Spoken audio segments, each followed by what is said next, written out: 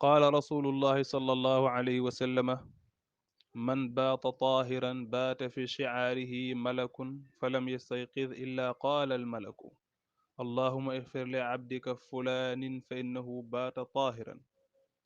jëlee nañu ci yonent bi sallallahu alayhi wa sallam mu ne képp koo xam ne bi ngay tëdd yaa ngi tëddaale ak njàpp, yàlla dana la yabal malaaka ci sa tëddaay boobu, ci sa càngaay loolu le, mu lay ñaanal ba ngay yeewu.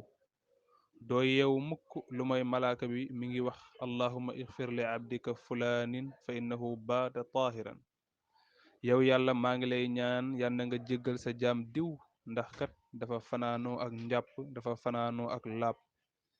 jaam bi su taqoo ak laab ci tëddam, seytaane yi ñëw di ko jax-jaxal ci guddi gi wala di ko sonal, wala yi ñëw di takk boppam, ndax yonent nee na ku fanaanul ak njàpp seytaane dana la takk ñetti fas-fas ba tax laa xañ jug julli fajar.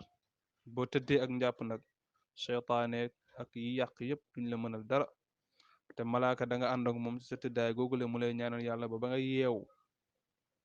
moo tax mu ne képp ku tëddaale ak njàpp, yàlla dana la yóndee ab malaaka moo xam ne mooy tëddaale ak yow ci sa càngaay loolu le. doo yeewu mukk lu mooy malaaka bi mi ngi wax: allahumma igfir li abdika fulaanin fa innahu baata taahiran. yow yàlla yal na nga jéggal, yal na nga baal, yal na nga far bàkkaar sa jaam bii nga xam ne tëdd na tëddaale ak laab, tëddaale na ak njàpp. xadis boobu da nga ko fekk ci ibnu xibbaan te ñu wéral ko radiyallahu taala anhu.